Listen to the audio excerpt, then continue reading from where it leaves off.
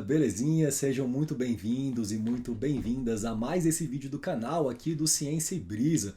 Tô gravando esse vídeo assim um pouco enfermo, passei a semana com febre, umas tremedeira, calafrio, sei lá que diabo é isso, mas agora eu tô já no final da semana me recuperando e decidi gravar um vídeo aqui pro canal para compartilhar com vocês umas reflexões assim que brotaram recentemente. Esse é um daqueles vídeos estilo podcast de Spotify, né? Não podcast de entrevista, mas esse podcast improvisativo no qual a gente vai tentando construir algo em torno de uma ideia central. Eu estava esses dias, antes de dormir, batendo um papo com a minha companheira no quintal, olhando para o céu, e eu tava desabafando com ela, assim, que eu tava muito cansado, né? Me sentindo muito cansado e tal. E a minha companheira, ela é psicóloga, então ela tem vários pacientes, né? Ela escuta várias histórias de pessoas e ela me falou, cara, não é só você que tá cansado, assim, os meus pacientes também reclamam muito de cansaço e tal. Tá todo mundo cansado, né? Essa foi uma constatação que veio, assim, e aí eu fiquei pensando sobre isso, né? Porque a gente vive num planeta que ele é absolutamente abundante em termos de recursos, né? Claro que os recursos eles estão espalhados de maneira não homogênea pelo globo, mas a nossa espécie é uma espécie suficientemente inteligente, isso é passível de ser comprovado pelos nossos feitos, né? Como espécie, para poder alocar esses recursos de maneira inteligente a serviço de que não tenha escassez para ninguém. Então, por que está todo mundo tão cansado se a gente vive num planeta que tem recursos suficientes para que todo mundo possa ter comida, abrigo, né? As condições básicas assim, para não ter que se matar de trabalhar, enfim, e que possa talvez assim fruir um pouco a vida, né? Aproveitar a existência e tal.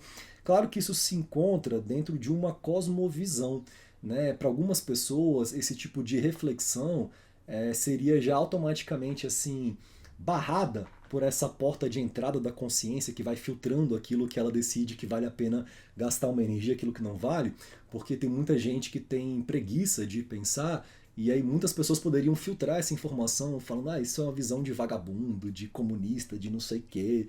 Né? Existem muitos rótulos que a gente utiliza para ter uma desculpa fácil para não pensar profundamente sobre as coisas, né? Mas fato é assim que a gente tem um corpo, né? Um corpo físico, e esse corpo ele gasta energia para poder empreender ações aqui na matéria. Essas ações elas têm o potencial de afetar, de modificar o meio. E existe uma deliberação por parte da consciência de quem executa aquelas ações que também envolve um gasto energético, assim, pensar gasta energia, né? Se movimentar gasta energia, e a gente tem uma energia finita e limitada de tal sorte que elevar a qualidade desse filtro, né, que delibere em relação àquilo que vale ou não vale a pena eu gastar minha energia, em certa maneira assim operar de maneira mais eficaz aqui na Terra. Quando eu olho para um planeta em que está todo mundo exausto, eu sinto que a gente opera, né, como coletivo de maneira muito ineficaz, muito ineficiente, porque somos inteligentes e habitamos um planeta, né, que tem bastante recurso, assim. Então, por que a gente vive como a gente vive, né? No fundo, eu acho que essa que é a pergunta, assim. Você vê pessoas insatisfeitas e é um grande número de pessoas insatisfeitas com a nossa maneira de viver e uma dificuldade muito grande de chegar num consenso, né, numa proposta unificada de modo de existência mais eficaz para que a gente consiga aproveitar mais a vida enquanto trabalha, enquanto movimenta a matéria, né? Eu não estou aqui advogando pelo ócio absoluto, assim, na verdade eu acho que a gente deve buscar um certo equilíbrio. A gente não veio aqui para a Terra para não fazer nada, para ficar de bobeira. É claro que não é esse o rolê. E basta você observar as formigas, as abelhas, né? Os animais eles trabalham, eles têm que guardar aquela comida, né, durante a fase em que tem comida, porque no inverno vai chegar lá uma nevasca e não vai ter mais comida. Então existe um trabalho constante simplesmente por um ser perseverar aqui no plano da matéria. Então é óbvio que a gente veio para cá para trabalhar. E a gente tem uma qualidade diferente como espécie, que é a qualidade dessa capacidade de produção de pensamento complexo, que coloca o nosso sarrafo mais em cima. Assim. A gente tem o ferramental aqui dentro necessário para poder viver de uma maneira eficiente e harmoniosa. Mas a gente não consegue. Então qual que é o lance, qual que é o problema com o nosso ferramental? Fico pensando assim, sabe? E aí, geralmente, quando eu coloco esse tipo de pergunta nos meus clubes de amigos e conversas, a culpa, a responsabilidade, ela sempre vem em cima de um lance meio que histórico, saca? É muito comum a gente olhar para o nosso passado e usar esse passado para explicar o nosso presente, né? Então você vai ouvir falar, pô, é culpa do capitalismo, né?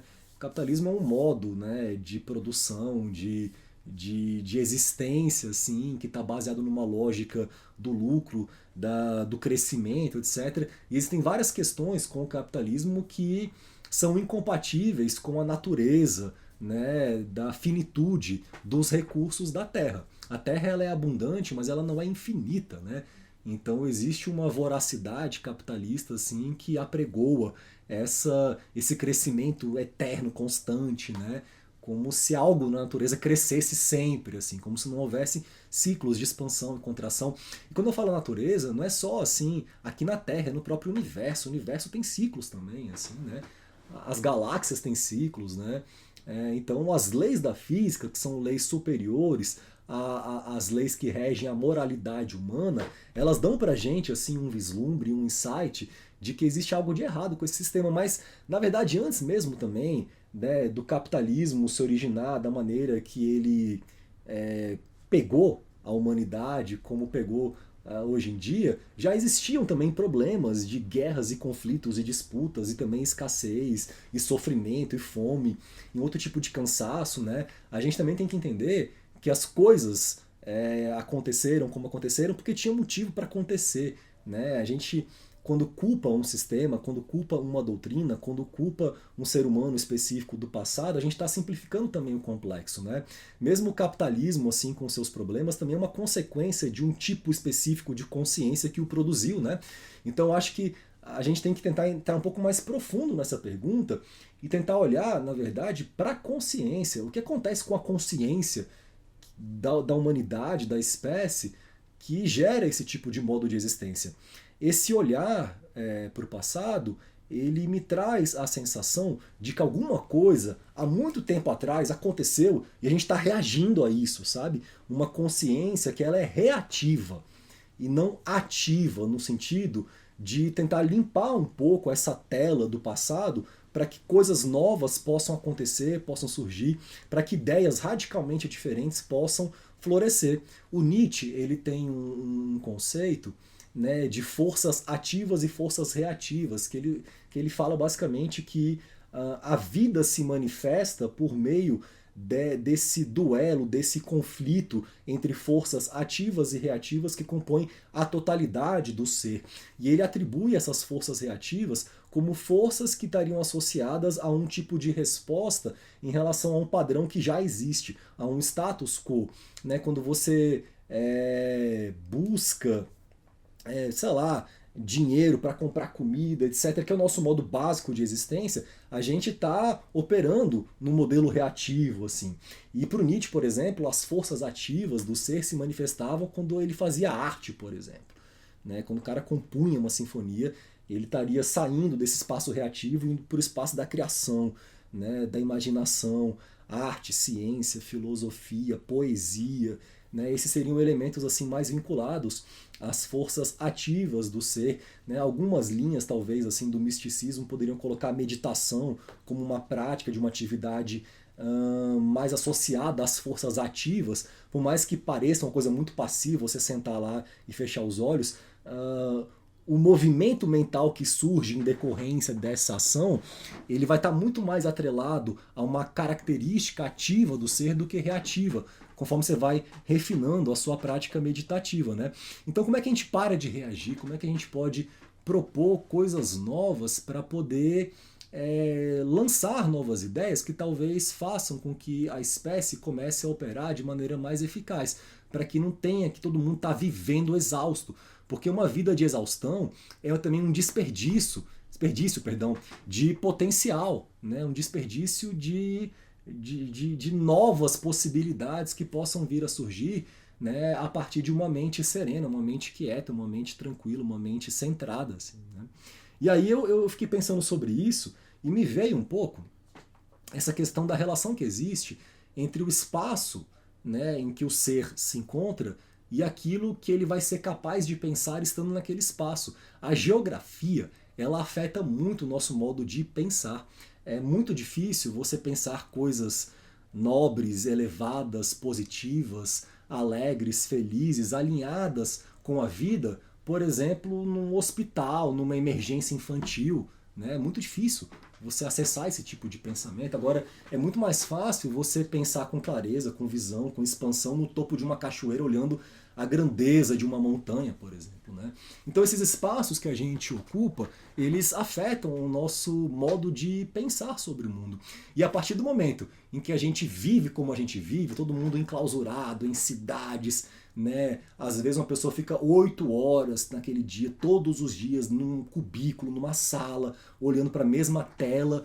É difícil que ela pense coisas muito diferentes, coisas muito revolucionárias, né? Coisas que poderiam ser úteis para que a gente possa, de repente, ir se reconstruindo gradativamente, para que talvez assim no futuro, né, a nossa espécie consiga operar num planeta de maneira mais eficaz. Né? Então, assim, é como se estivesse preso no próprio ambiente. Como é que a gente se liberta do nosso ambiente? Né? Essa é uma questão que eu não sei responder. Eu, ao longo da minha vida pessoal, eu fui fazendo escolhas de caminhos que foram muito motivadas por uma percepção de um eu mais jovem de situações, cenários de vida que na minha concepção seriam insustentáveis para mim. Né? Então eu fui muito assim fugindo de certos ambientes para poder estar no ambiente que eu estou hoje em dia. Eu considero assim que em termos médios, quando eu olho para os meus colegas, amigos e para outras pessoas da minha idade, da minha geração, eu habito num espaço de muito mais liberdade, assim, inclusive de espaço mesmo, de movimento, né?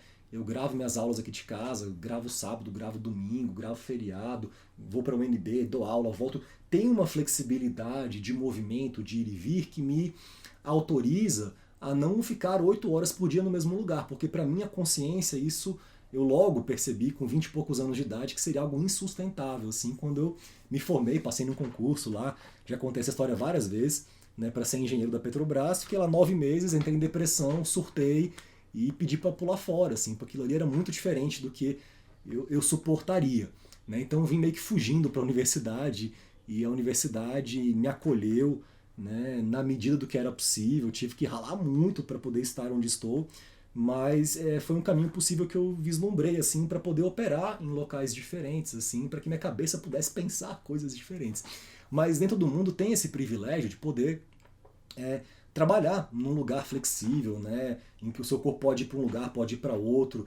E tem muitas pessoas que ficam presas numa estrutura, assim, num espaço finito, né, que limita inclusive o alcance do próprio pensamento daquela pessoa, assim, né? Então essa é uma pergunta que eu não sei como responder, assim, mas eu sinto que para a gente poder construir uma sociedade menos cansada, a gente tem que criar condições adequadas para que novos pensamentos salvadores possam surgir.